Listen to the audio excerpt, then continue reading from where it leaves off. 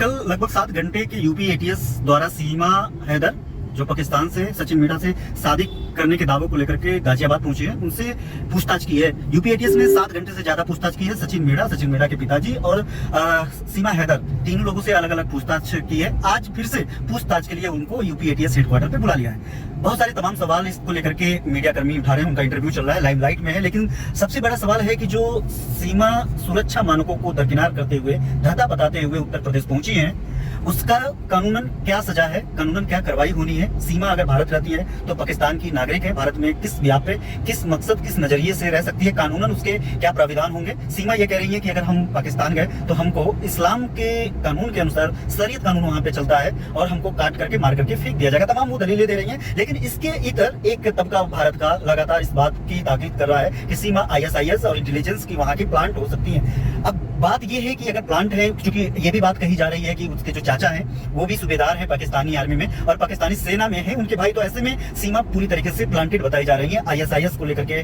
और तमाम पाकिस्तानी खुफिया की बात की जा रही है। अब ये भी तर्क दिया जा रहा है, सोशल मीडिया का दौर है, सोशल मीडिया में ये तर्क दिया जा रहा है कि सीमा हैदर कई भाषाएं जानती है। सीमा हैदर अंग्रेजी में बात कर रही है, 5वीं मार्च पास है, तो ऐसे में वो उर्दू, हिंदी और खासतौर पे भारतीय लैंग्वेज को इतना कनेक्ट कैसे कर पा रही है और इसके अलावा अंग्रेजी में वो फटाफट जवाब कैसे दे रही है 5वीं पास महिला। तो सबसे पहले मैं बता दूं कि ये कोई मानक नहीं है कि अगर जिनको कई भाषाओं का ज्ञान है तो वो काफी एक्सपर्ट्स हो सकती है, प्लांटेड हो सकती है। ये कोई मानक नहीं है। मानक अलग अलग हो सकते हैं, अलग अलग होंगे भी, क्योंकि बहुत सारे तमाम प्रधानमंत्री मोदी ने नाइजीरिया के 2 भाई बहन की बात उन्होंने जिक्र किया था कि वो लिप सिंक करके भारतीय भाषाओं का प्रचार प्रसार करते हैं, उसमें वीडियो बनाते हैं, पैसा कमाते हैं। तो एक नाइजीरियन भाषा समझता होगा, अंग्रेजी समझता होगा, हिंदी समझने लगा है, तमाम और भी भाषाओं में वो वीडियोज बनाता होगा। तो टिकटॉक के दौर में, इंस्टा रील के दौर में, फेसबुक रील्स के दौर में, यूट्यूब शॉर्ट्स के दौर में आप ये कतई नहीं जान सकते कि कई भाषाओं का जानकार व्यक्ति किसी प्लांटेड हो सकता है कि नहीं हो सकता है। और दूसरी अहम बात की कभी भी भाषाएं ये तय नहीं करती है कि आपकी शिक्षा क्या है। भाषाएं सिर्फ एक अपनी मनोभाव, मनोदशा को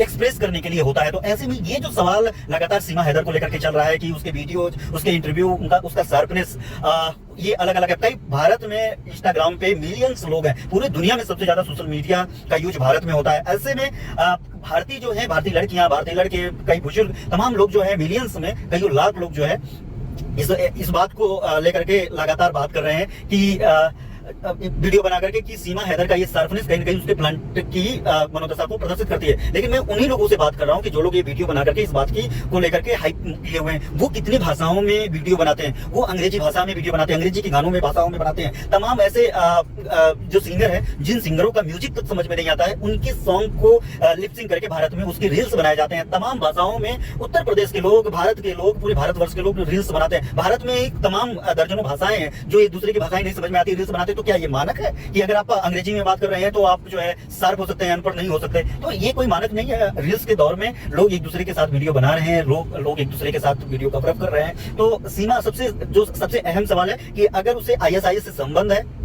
तो जांच में निकलेगा तो उसके ऊपर क्या कार्रवाई की जाएगी, जेल भेजा जाएगा। ये तो तय है कि वो अगर भारत में आकर के भारत विरोधी कानूनों का सहारा लेकर के भारत विरोधी किसी क्रियाकलाप में शामिल होंगे तो भारत में जेल होगा। लेकिन अगर वो प्रेम प्रसंग में यहाँ पे पहुंची है, अपनी मोहब्बत के खातिर यहाँ पे पहुंची है, तो भारत में किस कानून के दायरे में रह करके रहेगी? क्योंकि ये कि पाकिस्तानी नागरिक बिना वीजा पासपोर्ट के भारत में रहना पूरी तरीके से गैर कानूनी है। वो भी अगर देखा जाए तो पाकिस्तान एक शत्रु देश है। यहाँ भारत और पाकिस्तान के रिश्ते कभी भी सामान्य नहीं रहे हैं अलगाव के बाद। ऐसे में पाकिस्तान को लेकर के कितनी उदारता, पाकिस्तान की सीमा हैदर को लेकर के कितनी उदारता भारत सरकार रखती है, क्या कानून उस पर लगेंगे? चूंकि उसको जमानत पहले भी दी गई है। ये बताया गया कि उत्तर प्रदेश में के जहां पे रहती है तो आप उस लोकेशन को नहीं छोड़ेंगे, लोकल थाने को बिना बताए आप कोई क्रियाकलाप में हिस्सा नहीं लेगी, कोई अपराध अब आगामी दिनों में नहीं करेंगे। ऐसे तमाम आप लोकेशन नहीं छोड़ेंगे, स्टेशन नहीं छोड़ेंगी, आप बिना कोर्ट और लोकल पुलिस को बताए आप किसी भी नए काम में हिस्सा कतई नहीं लेगी। तो ऐसे में तमाम शर्तों के साथ जो है उनको उत्तर प्रदेश में रहने की इजाजत दी गई है, जमानत दी गई है। लेकिन इस जांच के बाद उनको किस कानून के अधिकार के तहत सचिन मीणा की धर्मपत्नी माना जाएगा और एक पाकिस्तानी को भारत में रखा जाएगा, क्या कुछ कानून है वो तो आने वाला वक्त बताएगा। लेकिन आज फिर से सीमा हैदर को पूछताछ के लिए बुलाया गया और सचिन मीणा को पूछताछ के लिए बुलाया गया है। सचिन मीणा के पिताजी को भी पूछताछ के लिए बुलाया गया। आज साफ हो जाएगा कि क्या इसके कोई संपर्क ऐसे रहे जो भारत विरोधी तत्वों को साबित करता हो। और दूसरी बात, अब उनके पति से बात करवाई जाएगी, अलग अलग बात की जाएगी, दोनों लोगों की बात का मैचिंग कराया जाएगा। अगर सब कुछ सही रहा तो सीमा के लिए राहत की बात है, नहीं तो सीमा के आने वाला दिन में मुश्किलें बढ़ने वाली है।